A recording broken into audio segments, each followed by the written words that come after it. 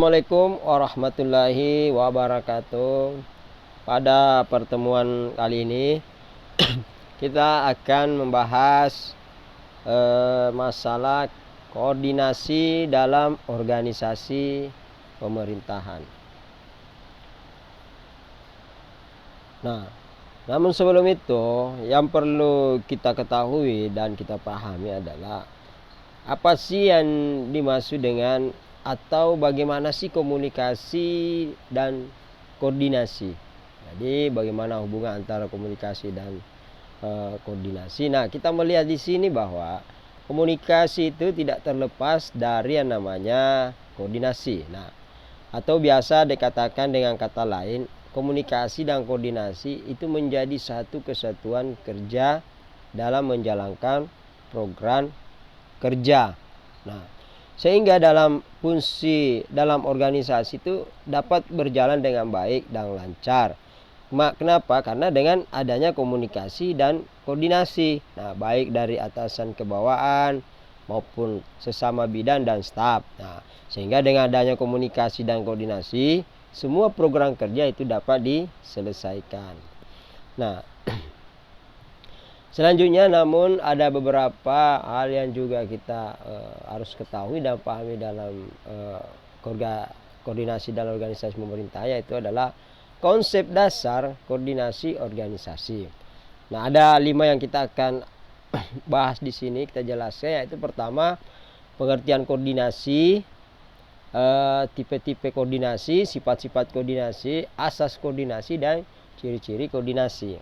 Nah, namun kita berangkat daripada pengertian koordinasi. Jadi pengertian koordinasi ini sebagaimana menurut George de Erteri, itu mendefinisikan bahwa koordinasi itu sebagai penyelesaian yang teratur, usaha-usaha untuk menyiapkan jumlah yang cocok itu menurut waktu dan pengarahan pelaksanaan hingga menghasilkan tindakan harmonis dan terpadu menuju sasaran yang telah ditentukan.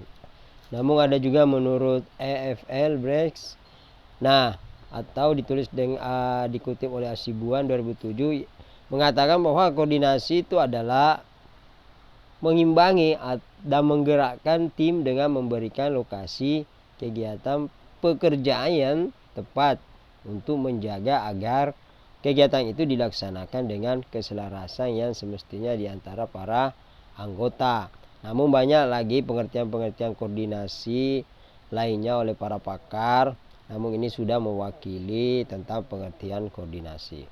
Nah, yang kedua adalah tipe-tipe koordinasi. Nah, tipe-tipe koordinasi itu menurut Asibuan dalam dikutip 2007, nah itu ada 2 tipe koordinasi, yaitu koordinasi vertikal dan koordinasi horizontal. Nah, apa yang dimaksud dengan koordinasi vertikal adalah kegiatan penyatuan pengarahan yang dilakukan oleh atasan terhadap kegiatan inti dan kesatuan kerja yang ada di bawah wewenang dan tanggung jawabnya. Nah, itu.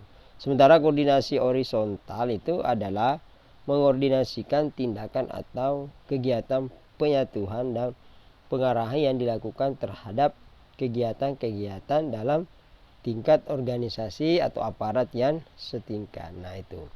Nah, sementara selanjutnya adalah sifat-sifat koordinasi. Jadi menurut lagi Asibuan, ya, ada 2 sifat koordinasi, yaitu pertama dinamis, bukan statis. Nah, 2, menekankan pandangan menyeluruh oleh seorang koordinator atau manajer dalam rangka mencapai sasaran. Nah, itu. Nah, selanjutnya adalah asas-asas koordinasi.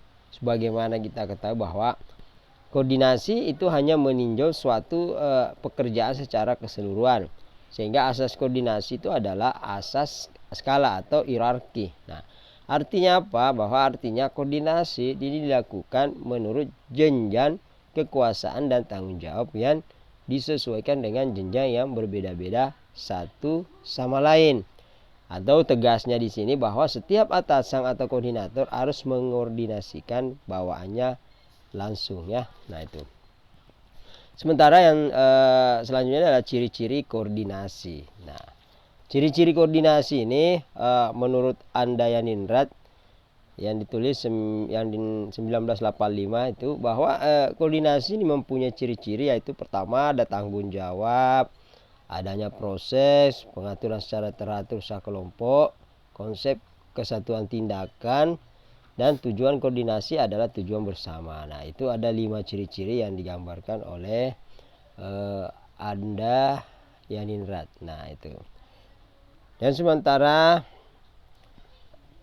selanjutnya adalah bagaimana sih ruang lingkup koordinasi. Nah, ruang lingkup koordinasi di sini ada 4, yaitu koordinasi dalam individu, koordinasi antar individu dari suatu kelompok organisasi, koordinasi antar kelompok dalam suatu organisasi, dan koordinasi antara perusahaan dan macam peristiwa dunia. Nah, apa sih yang dimaksud dengan koordinasi dalam individu ya? Jadi kita melihat bahwa kemampuan seseorang individu itu untuk mengerjakan suatu pekerjaan tertentu dengan baik itu bergantung pada cara ia mengkoordinasikan kegiatan-kegiatannya. Sehingga koordinasi individu ini merupakan hal yang sangat penting dalam melaksanakan pekerjaannya. Nah, sementara selanjutnya adalah koordinasi antar individu dari suatu kelompok organisasi, yaitu kita melihat bahwa koordinasi antar individu dari suatu kelompok itu diperlukan untuk mencapai tujuan yang telah ditetapkan bersama. Nah, itu. Nah, antara koordinasi antar kelompok dengan suatu organisasi, yaitu koordinasi antar kelompok dalam suatu dalam suatu organisasi, ya, atau suatu perusahaan, itu misalnya kegiatan bagian pegawai dalam mencari calon pegawai, dan melatih pegawai baru untuk bagian produksi dan bagian penjualan. Sehingga kita melihat bahwa untuk keberhasilan pelatihan itu, manajemen kepegawaian itu harus menentukan dan mengetahui sumber kebutuhan pegawai yang tepat dari bagian produksi dan bagian penjualan dalam hubungannya, seperti misalnya jumlah, kecakapan yang diperlukan, latar belakang calon pegawai yang dikehendaki, dan waktu pelatihan. Nah, mengapa? Agar mereka siap untuk bekerja. Nah, calon yang dicari, jenis, serta jumlah pelatihan yang diberikan kepada calon pegawai itu harus disesuaikan dengan kebutuhan. Nah, itu.